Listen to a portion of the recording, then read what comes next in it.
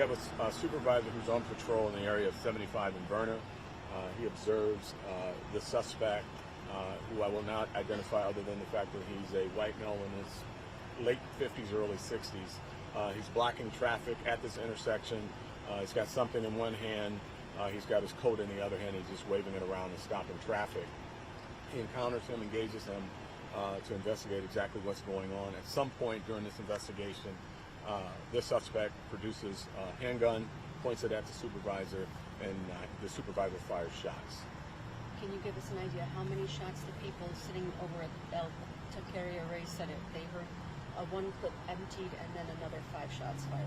Yeah, well, we're investigating the number of shots at this time. I don't know the number. As I indicated, this is an investigation that started at approximately 8 p.m., so it's wide open, but we'll be updating that information once we have a confirmation on the number of shots. What we do know is that the suspect produced a handgun. The handgun was recovered at the scene. The officers that responded as backup to the supervisor who was working alone attempted CPR, and sadly the suspect died in the encounter. So the force was in fact fatal. He was conveyed to an area hospital where he was pronounced dead on arrival. We rolled up when that supervisor was doing compressions, but it appeared that compressions lasted a very long time. Is that standard? I mean, I'd say a good 5 to 10 minutes after we got here.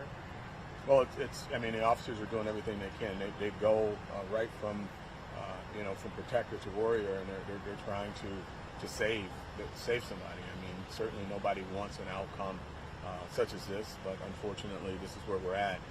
But the officers generally go right into that mode as part of our policies, as part of our practice, and the culture of our department. So the compressions are going to last until the medical professions take over. So I wouldn't clarify or characterize it rather as a long time. But that'll be part of the investigation with regards to the transport, and I don't know what transpired, but the officers are going to do compressions. I've known officers to do compressions all the way to the hospital. So I really can't speak to how long that was. MSP now takes over? That's correct. As you're aware, anytime there's an officer-involved shooting, the Homicide Task Force led by the Michigan State Police will handle the investigation, and that part of the process is beginning right now. All right, thank you.